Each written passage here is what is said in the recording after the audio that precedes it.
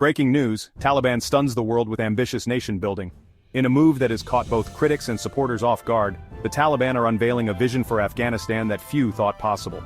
The world, long accustomed to headlines of violence and instability, is now witnessing a dramatic shift in narrative.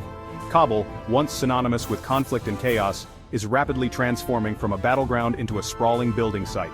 The city's skyline is changing, with cranes and scaffolding rising where ruins once stood. Streets that echoed with the sounds of war now buzz with the energy of construction and renewal. Across the country, mega-projects are rising from the ashes of decades of war. Massive earth-moving equipment carves new roads and foundations, signaling a new era of hope and ambition for the Afghan people. The Taliban are not just governing Afghanistan, they're rebuilding it on a scale few imagine possible. Forget the images of endless conflict and shattered cities. Today, the headlines tell a different story, one of construction, progress, and a bold attempt to redefine the nation's future.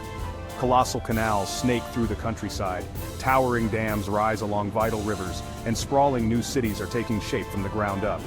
These are not just projects, they are symbols of a nation's determination to control its own destiny. The world expected Afghanistan to slip back into the past, but instead, the country is forging a new future, one built with concrete, steel, and an unyielding sense of purpose. Every day, new structures reach skyward, and the pace of change is accelerating. This is a story of transformation on a scale rarely seen. It's a high-stakes gamble for self-sufficiency, one that could reshape not just Afghanistan but the entire region. The barren landscapes of yesterday are being replaced by roads, bridges, and thriving communities. The Taliban, once known only as insurgents, now find themselves managing engineering feats that would challenge even the most experienced modern governments. Afghan engineers and workers are at the forefront, learning, adapting, and building with a sense of national pride. They're digging a canal through the unforgiving desert, damming rivers to harness precious water, and even planning a brand new capital city, an audacious vision that could redefine Afghanistan's identity for generations. This is not chaos, it's a calculated vision, executed with surprising discipline and focus. The question is no longer if they can do it, but what the consequences will be if they succeed. What will a self-reliant Afghanistan mean for its neighbors in the world? The world is watching closely as Afghanistan pivots from the brink of collapse to the possibility of becoming a formidable new power. International observers, once skeptical, now debate the implications of this rapid transformation. The driving force behind these projects is control over water, over energy, and over the vast mineral wealth hidden beneath Afghan soil. These resources are the keys to economic independence and long-term stability. Each new project is a declaration of sovereignty, a bold break from decades of foreign dependence and intervention. The Taliban are sending a clear message: Afghanistan's future will be decided by Afghans. Their ultimate aim is true economic independence and food self-sufficiency. New irrigation systems bring life to once barren fields, while local markets and factories signal the birth of a more resilient economy. These projects are not just changing the landscape, they're redrawing maps, forging new alliances, and challenging old power dynamics in the region. Trade routes are opening and diplomatic ties are being reimagined. The Taliban aren't waiting for permission from the world, they're building a new Afghanistan on their own terms. Whether the world approves or not, one thing is certain: everyone must now pay attention to what happens next. At the heart of the Taliban's vision for Afghanistan's future lies the Kosh-Tepe Canal, a colossal man-made river cutting across the arid expanse of northern Afghanistan. This ambitious project is not just an engineering feat, but a symbol of hope for millions who have endured decades of hardship and uncertainty. Stretching an astonishing 285 kilometers, with a width of 100 meters and a depth of 8 meters, the canal is designed to divert nearly a third of the mighty Amu Darya's flow. This redirection of water is unprecedented in the region's history, and its scale is almost unimaginable. The ultimate goal is to transform over 500,000 hectares of barren desert into fertile farmland, breathing new life into once lifeless soil. For a nation that has teetered on the edge of famine for generations, this canal represents a chance to secure food and stability for millions of Afghans. Construction is relentless and unyielding. Thousands of workers labor day and night, supported by fleets of heavy machinery. The pace is staggering, with progress that seems to defy expectations and the harsh realities of the Afghan landscape. Overseen by the National Development Company, the canal has become a powerful symbol of national pride, unity, and resilience. For many, it is proof that Afghans can shape their own destiny, even in the face of adversity. The vision is clear: achieve self-sufficiency in wheat, and finally end Afghanistan's dependence on costly imports and unpredictable foreign aid. The canal could be the key to feeding the nation. If the project succeeds, Afghanistan could not only feed itself, but also become a food exporter, creating hundreds of thousands of jobs and revitalizing rural communities across the north. The Taliban are funding this multi-million-dollar project entirely from their own revenues, a bold and risky financial gamble that could reshape the country's economic future. Every bulldozer, every worker's salary, every meter of concrete is paid for directly from state coffers, reflecting the regime's determination to see the project through.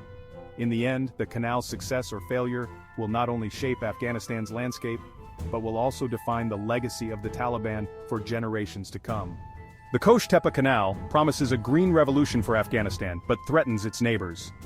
The Amu Darya is vital for Uzbekistan and Turkmenistan, both already facing water shortages.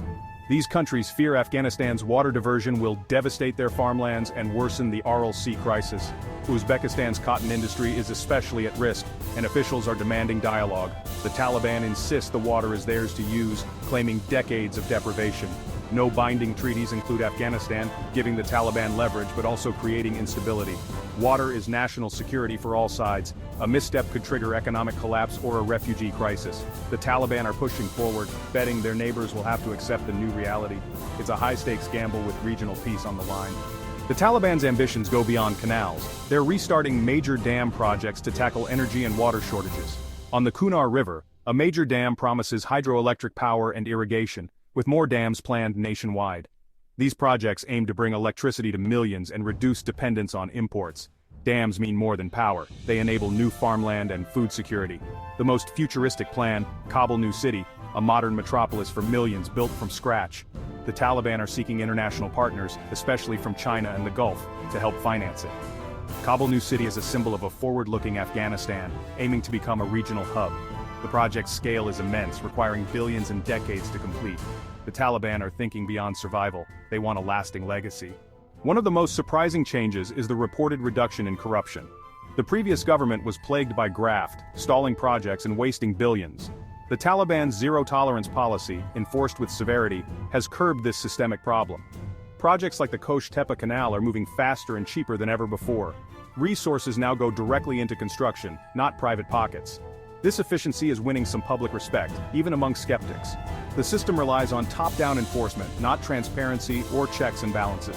While effective for now, it raises questions about long-term governance and rights. For the moment, the Taliban are proving that eliminating corruption can deliver results. It's a stark contrast to the failures of the past. Afghanistan's location at the crossroads of Asia is now its greatest asset. The Taliban are developing new trade corridors, railways and pipelines to turn the country into a vital transit hub. The Trans-Afghan Railway will link Uzbekistan to Pakistan's ports, creating the shortest route between Central Asia and the subcontinent. Road and rail links to China and Iran are also in the works, connecting Afghanistan to global markets. Energy pipelines like TAPI and CASA 1000 are being revived, promising revenue and regional integration. These projects could transform Afghanistan's economy, lowering transport costs and boosting trade. Afghan businesses would gain access to international markets, spurring growth and jobs. The Taliban hope prosperity will bring stability and end the cycle of conflict. By making Afghanistan indispensable to its neighbors, they aim to secure peace through shared interests. The country's future may depend on these connections. Beneath Afghanistan lies $1 trillion worth of minerals: iron, copper, gold, and, most crucially, lithium. Lithium is the white gold of the 21st century, essential for batteries and electronics. The Taliban are moving fast to secure mining sites and attract foreign investment, especially from China. Mining contracts bring in taxes and royalties, funding infrastructure projects like canals and roads. It's a self-sustaining cycle. Minerals pay for development, which enables more mining. China is a key partner, offering investment and technology without political strings. This mineral wealth gives the Taliban leverage against sanctions and diplomatic isolation. As long as global demand for copper and lithium remains high, Afghanistan will find buyers. The Taliban are building their future on a foundation of copper and lithium. The Salong Tunnel is Afghanistan's main artery, connecting north and south through the Hindu Kush. Decades of conflict left it in dangerous disrepair, a symbol of decay and peril. After a deadly fire in 2022, the Taliban made its reconstruction a top priority. The overhaul included new pavement, reinforced structure, and modern ventilation. The project was completed with remarkable speed, showcasing the Taliban's ability to tackle complex challenges. The renovated tunnel means safer, faster travel and a boost for the national economy. Its reopening was a major public relations victory, improving daily life for many Afghans. Yet the tunnel remains a strategic vulnerability, a single point of failure in the transport network. The Taliban's focus on rebuilding it highlights both their practical governance and the fragility of their ambitions. The Taliban's mega-projects are more than just concrete and steel. These ambitious undertakings are a statement to the world and to their own people. They represent a vision of Afghanistan rising from decades of conflict, determined to chart a new course for its future. Each new building, road and bridge is a bold declaration of a new Afghanistan, one that seeks to stand on its own feet and redefine its national identity. If these projects succeed, they could transform the country from war-torn and aid-dependent to self-sufficient and economically viable, offering hope to millions who have known only instability. A stable, prosperous Afghanistan could become a vital link for trade and energy, benefiting all of Central and South Asia, and potentially shifting the region's economic dynamics. But the risks are immense. Water disputes threaten regional stability, as Afghanistan's control over rivers could spark tensions with neighbors who rely on the same resources. Meanwhile, new alliances are forming, and the geopolitical landscape is shifting as countries weigh their interests and strategies in response to Afghanistan's changing reality. The Taliban are determined to reshape the great game, seeking to be players, not pawns, in a region long defined by foreign influence and intervention. The world now faces a critical choice. Should it isolate the regime and risk plunging the country into deeper chaos, or should it engage, hoping to influence the outcome and perhaps guide Afghanistan toward a more inclusive and stable future? Regardless of outside approval, the Taliban are pressing forward, building their vision of a new Afghanistan, determined to leave their mark on history. The future of the region truly hangs in the balance, as every decision made now will echo for generations.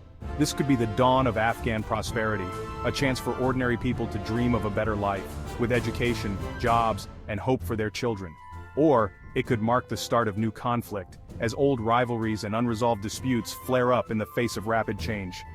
One thing is certain, tomorrow's Afghanistan will be unrecognizable from the past, and the choices made today will shape the destiny of an entire region.